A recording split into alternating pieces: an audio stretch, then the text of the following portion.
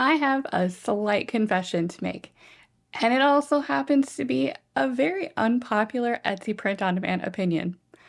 I have always been a ceramic ornament hater.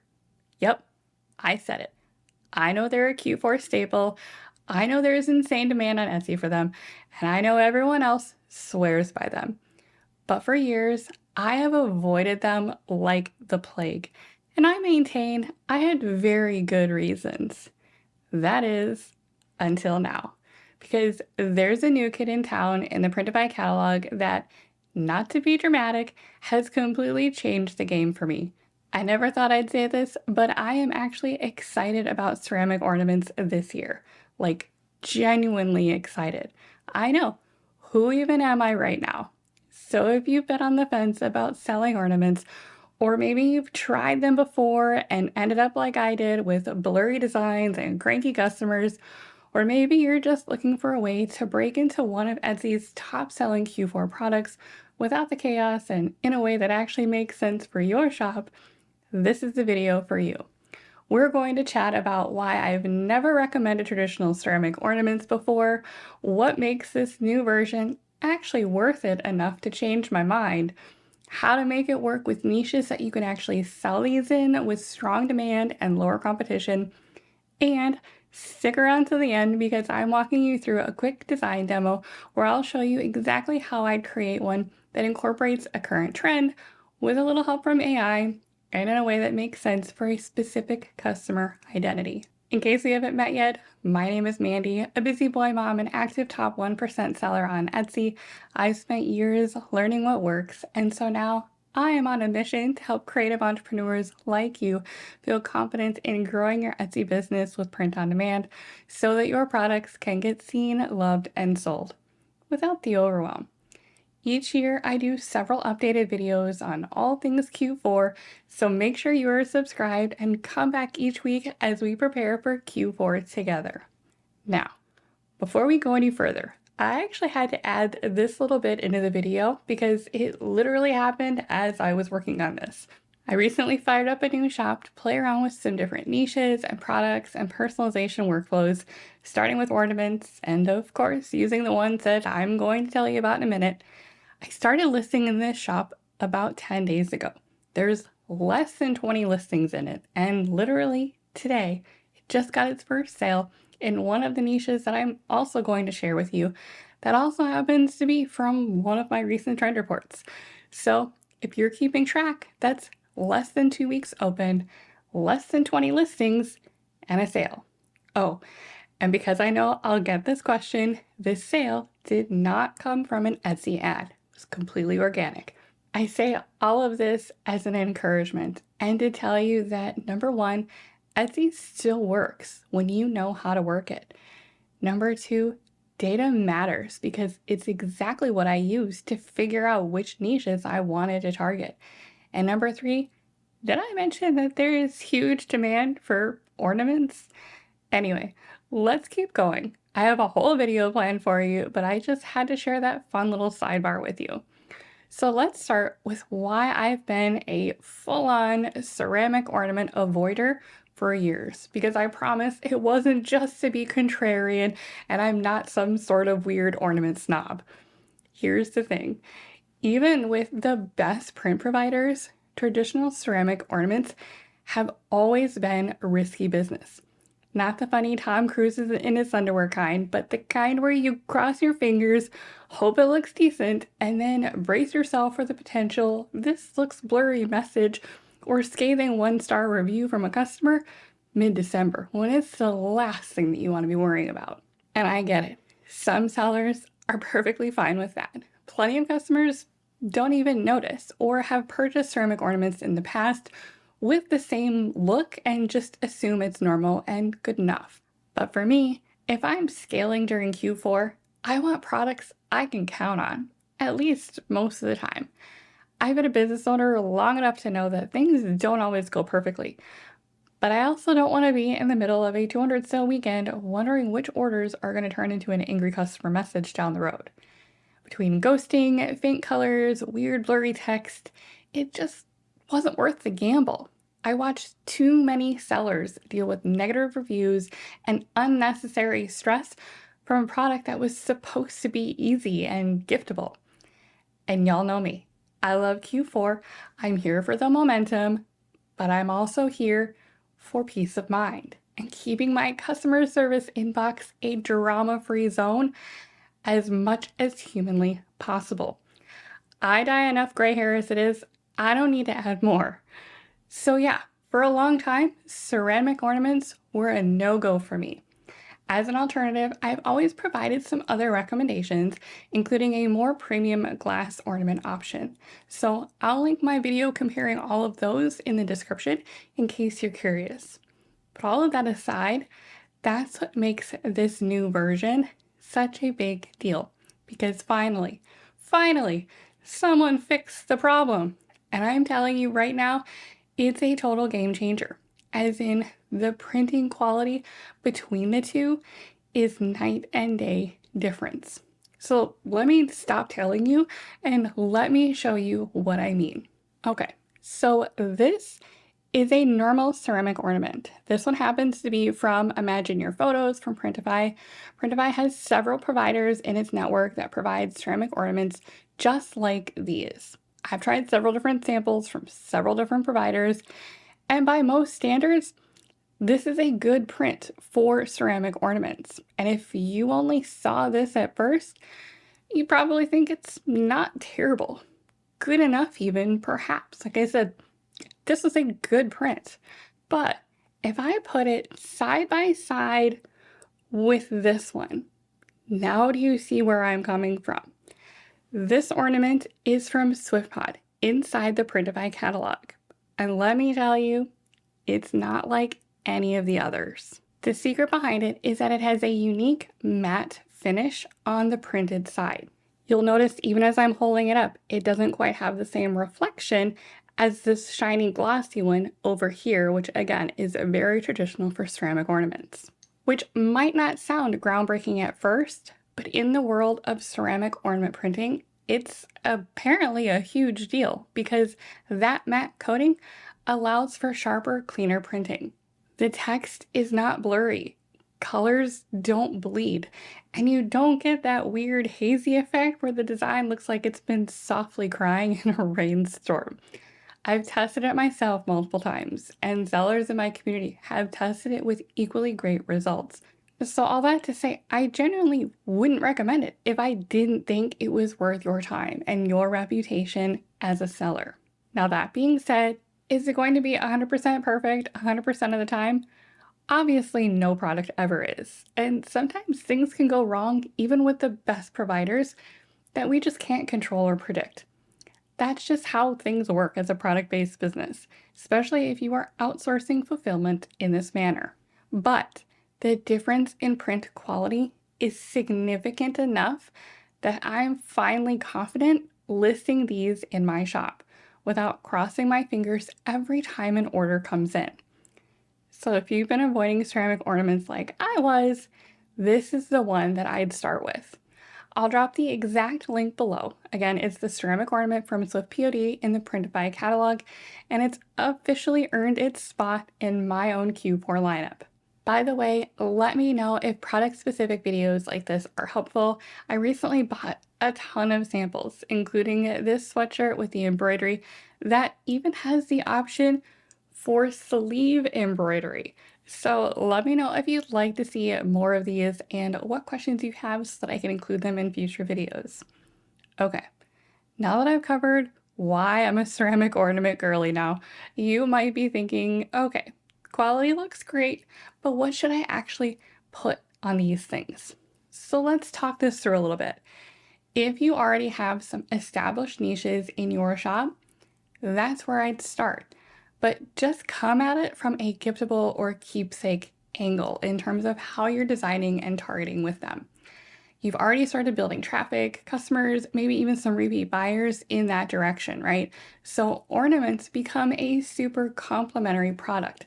It's not starting from scratch, it's stacking on top of what's already working and reaching the same types of customers just in a new way.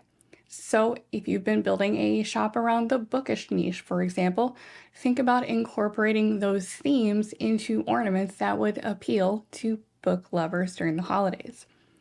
But if you're like, I'm newer, I'm testing a few niches, I'm still finding my footing, there are still so many places for you to break in.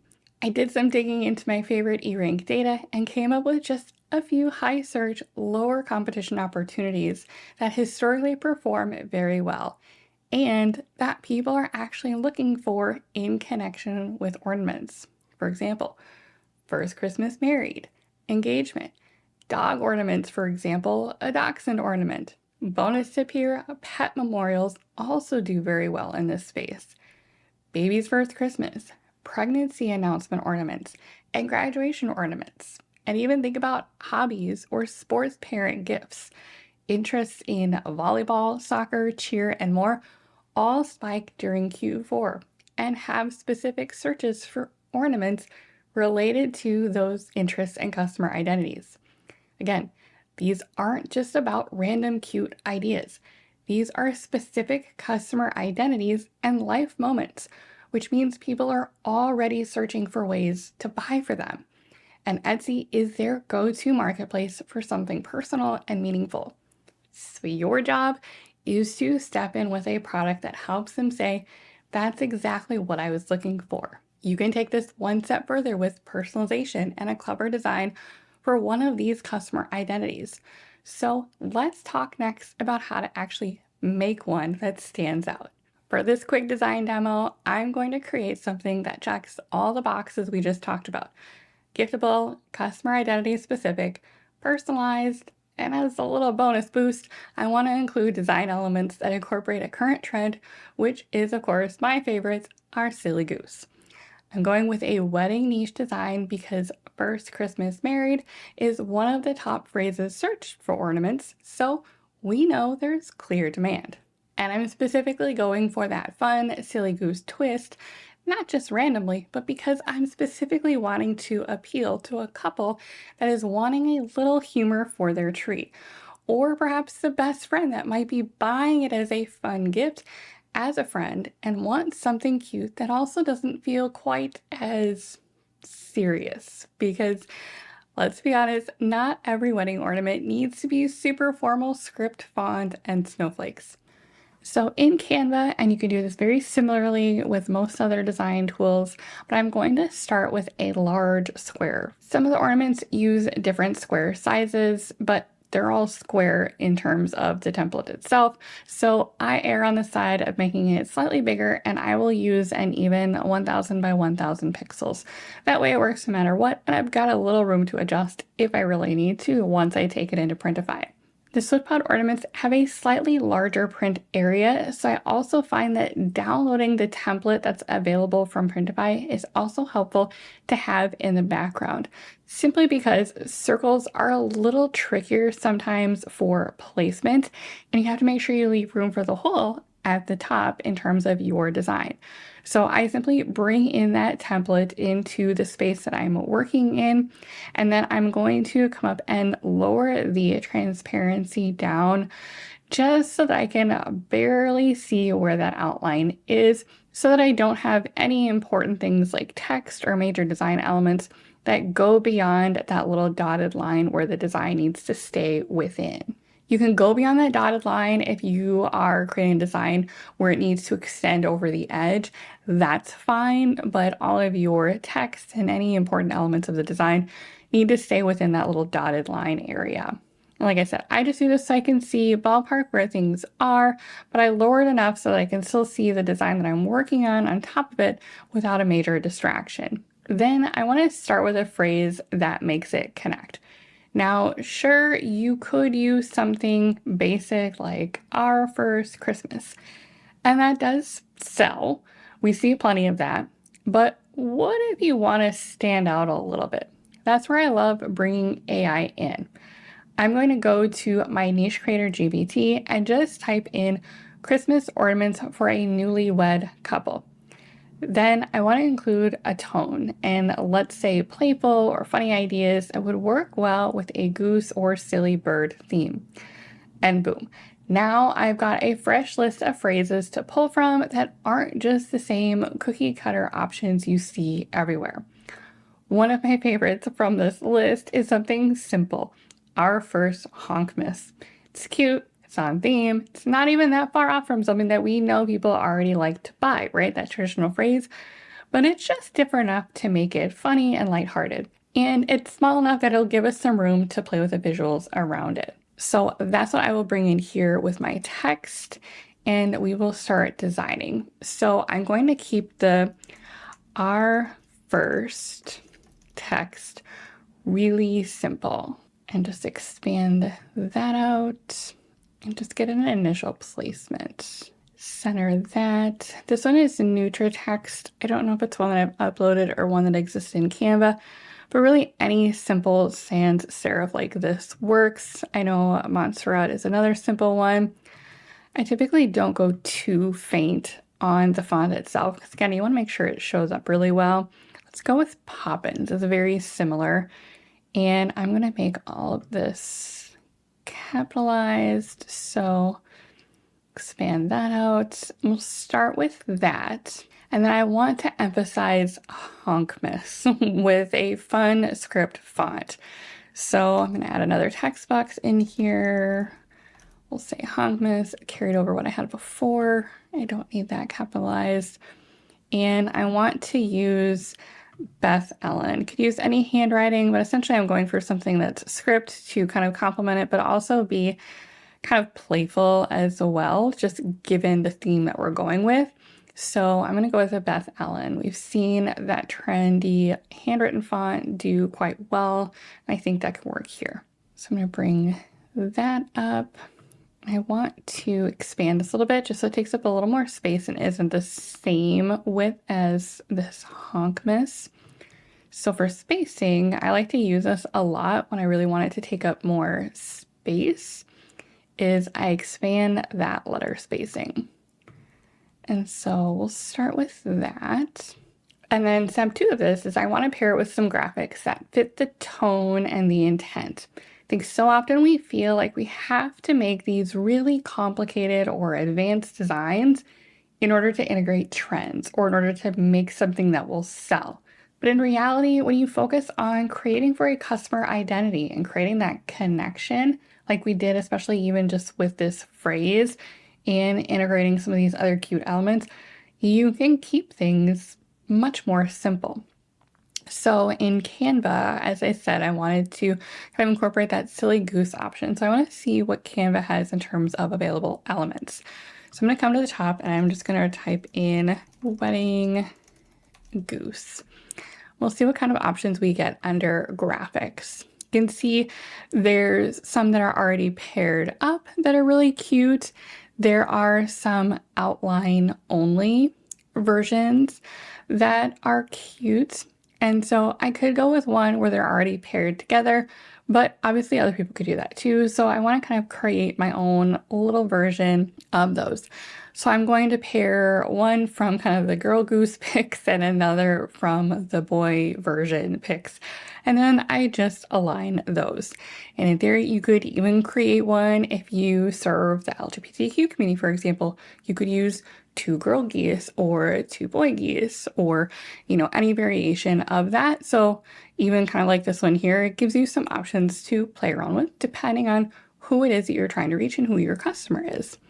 So let's look at a few of these. Let's start with this one. I like that there's the little bow in there. So I feel like that really fits with trends that we're seeing as well. So I'm just going to place that there.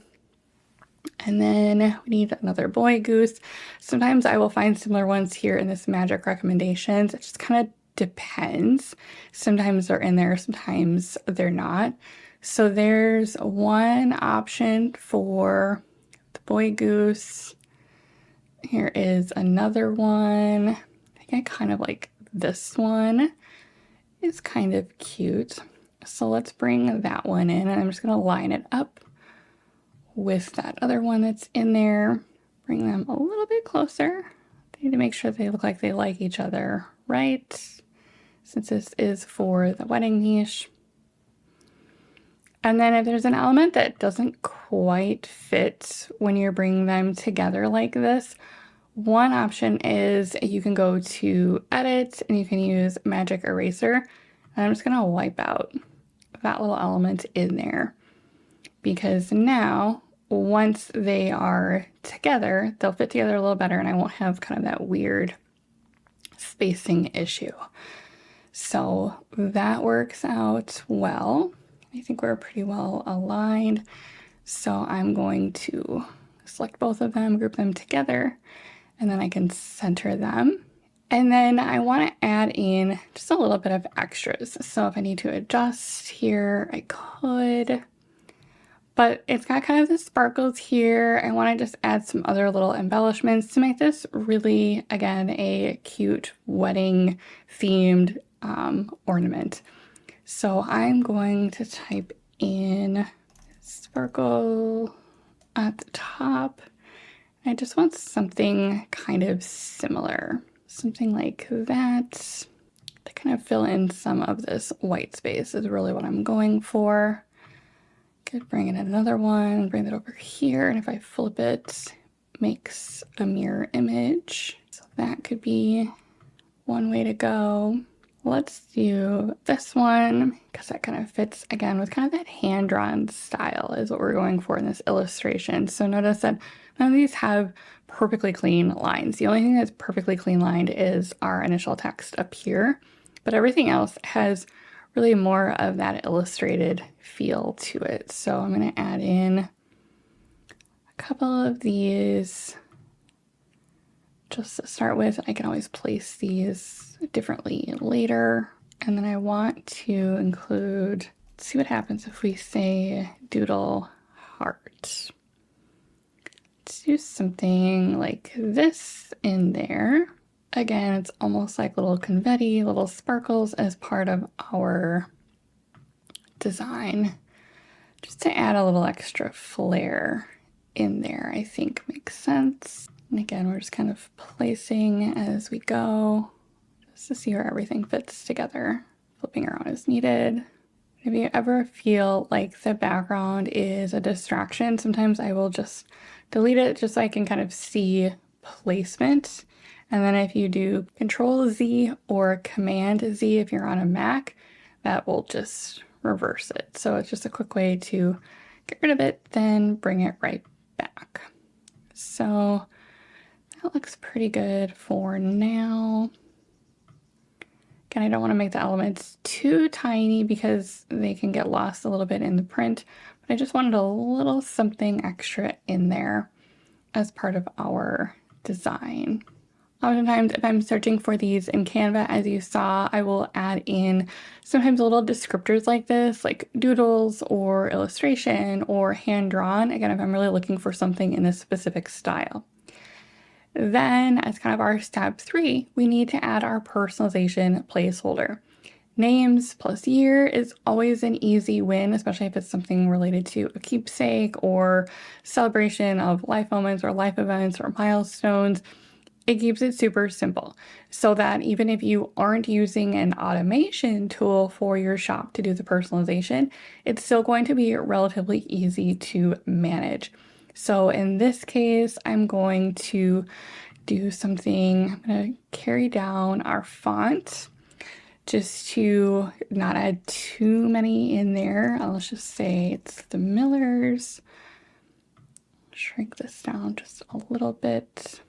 And then you can add a year, so maybe the year will be in this sans serif simple font.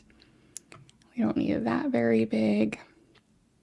And that can kind of sit down here towards the bottom of that curve. And again, this is why I like having the template in the background, because then I can see kind of where things need to be. And then I can just start adjusting slightly if needed any of the other design elements based on kind of that full placement once I've got everything in there. And again, I might just do one more check here, just kind of see how that looks in terms of all of our different elements in there. That looks pretty good. Might increase the size on this just a little bit because I want those to be really prominent. And sometimes, depending on the image, you might be able to even change some of the colors. So if I wanted to change this from pink to purple or add a different coloring in there, you can play around with that too. Again, it's another way to differentiate from someone who might also be using different Canva elements. But I find that, as long as you are piecing them together and really making your own design, right? I got these elements from Canva. You could get them from Creative Fabrica, depending on your design. But I noticed I added in other things to really create my own unique design. And that is really the point whenever we are integrating these different design tools within our process. Now you'll notice that with this design, I avoided using frames or borders or anything that will draw attention to whether or not the design is perfectly centered when it gets printed. And I do that on purpose. Products like these with a very distinct shape can be a little trickier when the printer goes to print these exactly centered. So it's not that you can't have those things. I tend to just minimize my usage of them. Or if I want to have something framing the design, I would do it with something that has a slightly more organic shape to it, like a wreath or something that extends past the edges, or even something like vines or foliage. Those are things that can still create that framed effect without calling attention to any slight variances in whether or not the design is perfectly centered. It just makes the design a little more forgiving to ensure that you and your customer have a good printing experience. Overall, though, once I'm happy with the design, I'll remove my little placeholder that I had in the background, download it as a PNG, and then upload it into Printify. I typically double check placement using their preview tool, and then it's ready to finish with the title and other details. In Printify, I recommend toggling on the personalization button as well before saving so that when an order comes in, it puts the order on hold and makes the design updating process very easy. I'll link my video on personalization and how to fulfill those as well. It's super easy. But just like that, you got an ornament that feels fun, personal, and totally giftable for Q4. Okay, so who would have thought, right? Me, a full-blown ceramic ornament convert. And hopefully now you see why I've officially added these to my Q4 product lineup. With the right product and the right niche focused design, these little guys aren't just cute, they are money makers. So whether you've been burned by blurry prints before, or you've just been too nervous to try ornaments at all, this is your sign. Use what you've learned today to build a complementary collection of ornaments that will be perfect for your customers.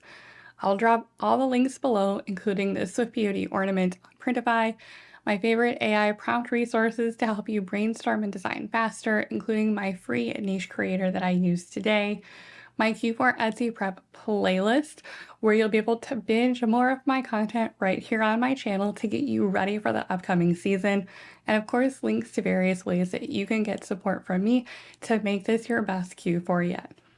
I hope this video was helpful for you. Be sure to give it a thumbs up and subscribe so you don't miss all of the new videos I have planned. I've got more Q4 tips and design strategies coming your way to help you turn browsers into buyers and make the most out of this upcoming season. Thanks for watching. I'm so glad you're here, and I'll see you in the next one.